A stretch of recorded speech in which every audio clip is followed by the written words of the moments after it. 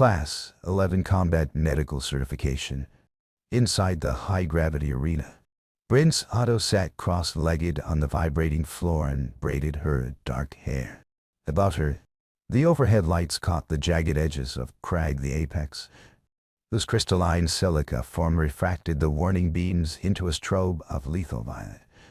The rule was absolute medics did not fight, yet the human medic appeared to be preparing for a morning jog rather than a trial that had already sent for cadets to the recovery ward. The rule was absolute medics don't fight. But after what Bryn did in that ring, the High Council had to burn the rulebook. Stay close for the report. The same whistling hum of the vents reminded me of the morning briefing. For hours before the silence broke the arena, I stood on the observation balcony, my secondary respiratory vents clicking with a rhythm that betrayed my internal unease.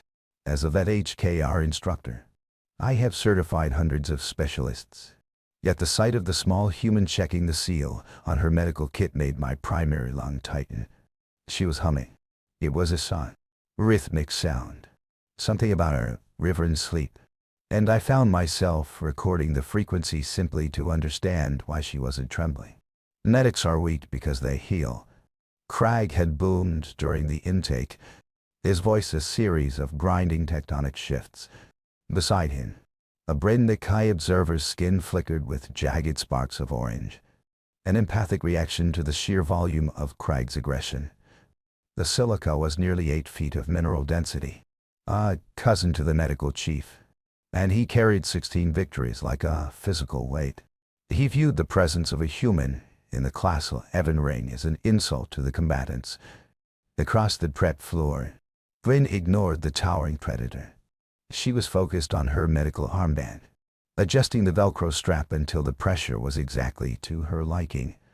From her kit, she pulled a small, circular sensor, the same echo of that lullaby still vibrating in her throat, and began a diagnostic sweep of her own pulse.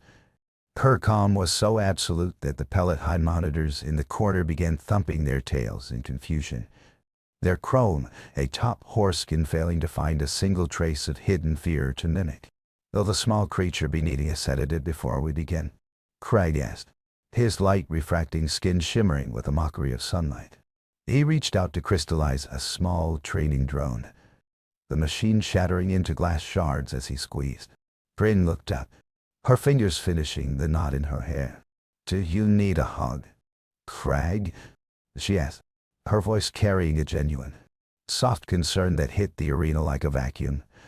"You're vibrating at a frequency that suggests significant joint inflammation in your lower crystalline lattice."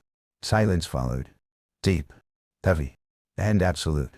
In the vet HKR tradition, the start of a certification is a sacred entrance. Yet this human was treating an apex predator like a patient with a mild fever. I felt my vents whistle a sharp, discordant note. I didn't know the melody she was humming, and I certainly didn't know it was a weapon. Transitioning into the ring, the gravity shifted to 4 times the galactic standard. The air grew heavy, thick with the scent of ozone and the sterile dust of ground silica. Crag moved with a grace that contradicted his 300-pound frame, his body refracting the arena's reed emergency lighting into a blinding corona. He expected a retreat. He expected Bryn to scramble for the perimeter. Instead, she stood her ground in the center of the ring. Her eyes were partially closed, her head tilted as if listening to a distant signal. She began to move, not in a combat stance, but with the fluid, calculated gait of someone walking through a crowded hospital ward. To my vet HKR eyes, she looked defenseless, a fragment of soft tissue about to be crushed by a mountain. Crag roared, a sound like grinding tectonic plates, and launched himself forward. Violet light fractured off his crystalline hide, turning the arena into a disorienting strobe of jagged shadows. Bryn didn't flinch. She simply closed her eyes. I expected a scream, the wet crunch of a human frame meeting 300 pounds of silica mineral density.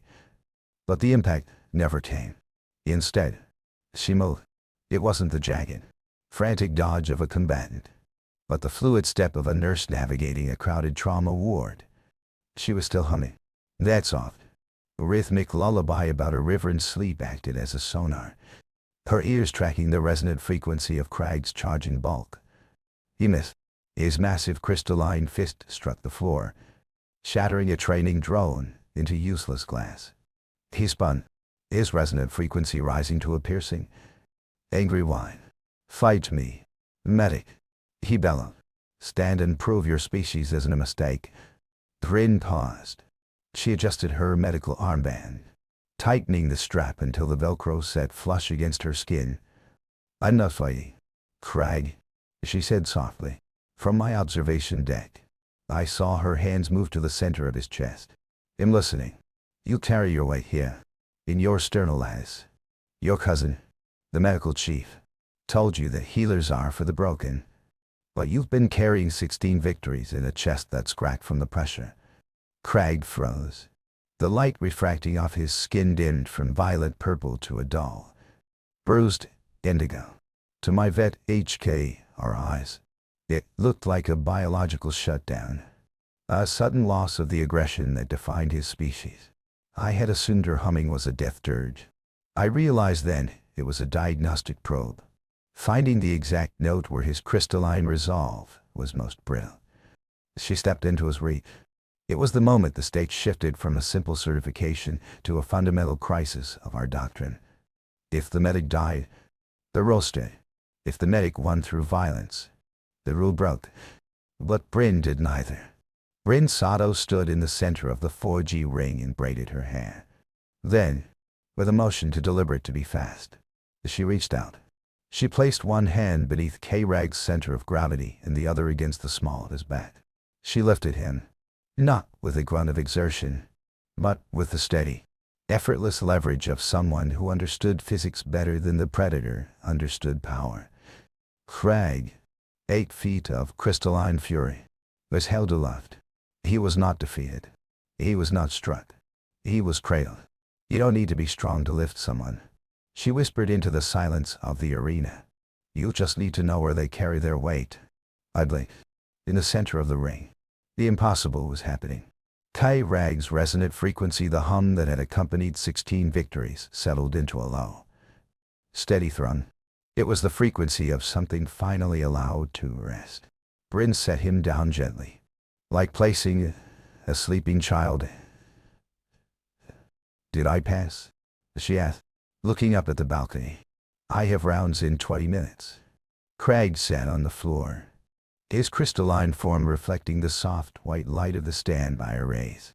He looked at his hands, then at the small human woman who had reached into his trauma and held it for him. He didn't return to the Silica barracks. That afternoon, he submitted a formal request for transfer to the medical corps. The lullaby is now taught in every training cycle. They call it the Sato technique. No one knows the words to the song about the river, but every patient recognizes the tune. The forms were, he submitted. On the desk lay the final report with a single hand-written note: medical personnel require revised threat assessment. Bryn walked toward the exit, her footsteps soft against the reinforced floor. In the corner of the ring, a single discarded braid tie lay near the spot where a giant had learned to be still.